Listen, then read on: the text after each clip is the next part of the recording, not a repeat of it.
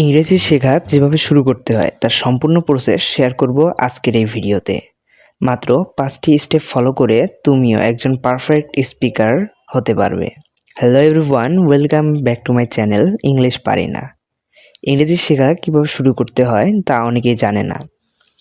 আমি বেশি কথা না বাড়িয়ে মূল কথায় যাব। তার আগে তোমরা যারা আমার চ্যানেলে একদম নতুন তারা অবশ্যই চ্যানেলটি সাবস্ক্রাইব করে পাশে থাকা বেল আইকনটি অবশ্যই বাজিয়ে দেবে এবং ভিডিওটিতে একটা লাইক দিয়ে আমাদের সাথেই থাকবে। স্টেপ নাম্বার 1, তোমার আশেপাশে যা কিছু আছে তার ইংলিশ ওয়ার্ড জানার চেষ্টা করো এবং সেগুলো দিয়ে তুমি যে কাজগুলো করো তা ইংলিশে বলার চেষ্টা করো। যদি ভুল হয় তাহলে আবার চেষ্টা করো, কারণ ভুল হওয়া মানে এটা না যে তুমি আর পারবে না। ভুল হওয়া মানে এটা যে তুমি আবার নতুন করে শুরু করতে পারবে।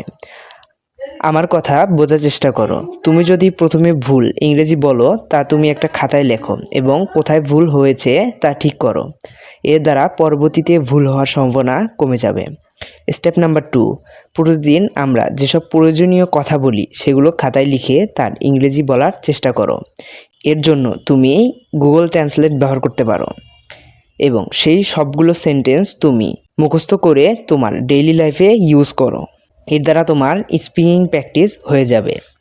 স্টেপ নাম্বার 3, রিডিং পড়া। মানে হলো তোমাকে প্রতিদিন 10 থেকে 20 মিনিট রিডিং প্র্যাকটিস করতে হবে। যেমন ধরো একটি ইংলিশ স্টোরি অথবা ইংলিশ প্যারাগ্রাফ এবং ইংলিশ নিউজ পেপার, যার মাধ্যমে তুমি তোমার মুখের জড়তা কাটাতে পারবে। তুমি যদি প্রতিদিন রিডিং প্র্যাকটিস করতে পারো তাহলে ইংলিশে কথা বলার সময় তুমি আটকে যাবে না। স্টেপ নাম্বার 4, ইংলিশ পডকাস্ট শোনা। আমি এটা আমার প্রায় ভিডিওতেই বলে থাকি, কারণ তুমি যদি ইংলিশে রিডিংয়ের পাশাপাশি লিসনিং করতে পারো তাহলে তুমি তোমার নিজের স্পিকিংটা আরও ইমপ্রুভ করতে পারবে। তাই তোমাকে ইংলিশ পডকাস্ট বেশি বেশি শুনতে হবে। স্টেপ নাম্বার 5, যা প্রত্যেকের জন্য মোস্ট ইম্পর্টেন্ট, সেটা হলো আয়নার সামনে দাঁড়িয়ে ইংলিশে কথা বলার চেষ্টা করা। তুমি যদি প্রতিদিন এই একটি মাত্র কাজ করতে পারো তাহলে তুমি মানুষের সামনে ইংলিশে বলতে লজ্জা পাবে না। তুমি যদি এই 5টি স্টেপ অনুযায়ী কাজ করতে পারো তাহলে আমি 100% গ্যারান্টি দিয়ে বলতে পারি তুমিও সবার মতো ইংলিশে কথা বলতে পারবে। বিদায় নিচ্ছি আজকের এই ভিডিও থেকে। কথা হবে অন্য কোনো ভিডিওতে কোনো নতুন টপিক নিয়ে। তুমি যদি শূন্য থেকে স্পোকেন ইংলিশ শিখতে চাও তাহলে আমাদের চ্যানেলটি সাবস্ক্রাইব করে পাশে থাকা বেল আইকনটি অবশ্যই বাজিয়ে রাখবে।